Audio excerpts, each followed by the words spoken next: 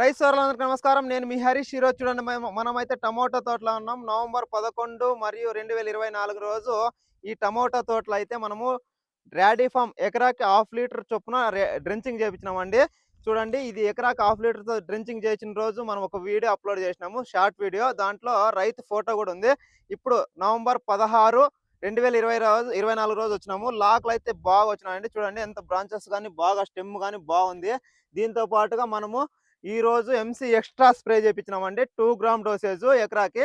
దీన్ని ఏదైనా పురుగు మందులో కలుపుకోవచ్చు, లేదంటే దోమ మందులో కలుపుకోవచ్చు, లేదంటే ఏ రోగం లేదంటే ఏ డిసీజ్ లేదంటే గనక దీన్ని 2 గ్రామ్ డోసెస్ సింగిల్‌గా మనం స్ప్రే చేయొచ్చు.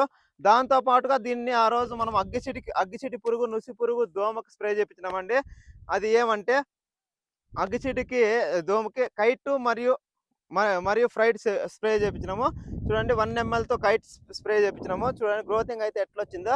నెక్స్ట్ వీక్ ఇదే రిలేటెడ్‌గా ఎంసీ ఎక్స్ట్రా ఎలా పనిచేసిందో, బ్రాంచెస్ ఎలా వచ్చినావో మరిన్ని విషయాలను నెక్స్ట్ వీడియో పార్ట్ 3లో నేను ఖచ్చితంగా అప్లోడ్ చేయడం అయితే జరుగుతుంది. ఎంసీ ఎక్స్ట్రా అయితే బ్రాంచెస్ అయితే సూపర్‌గా వస్తుంది. ఎవరన్నా ఛాలెంజ్ చేసి చెప్తాను. నేను నా వరకైతే ర్యాడీ ఫామ్ వదిలిచిన 3, 4 డేస్‌లో ఎంసీ ఎక్స్ట్రా గనక స్ప్రే చేపిస్తే గనక లాకులైతే బాగా వచ్చేస్తుంది. అంటే పిలకలు కూడా బాగా ఎక్సలెంట్‌గా వస్తుంది. గ్రోతింగ్ అయితే బాగుంటుంది చూడండి. ఇప్పుడు ఇంత చిన్న చెట్టుకి ఎంత గ్రోతింగ్ ఉందో. ఇలాంటి మరిన్ని విషయాలను తెలుసుకునేందుకైతే మా ఛానల్‌ని సబ్స్క్రైబ్ చేసుకోండి, షేర్ చేయండి, లైక్ చేయండి, కామెంట్ చేయండి. Thank you.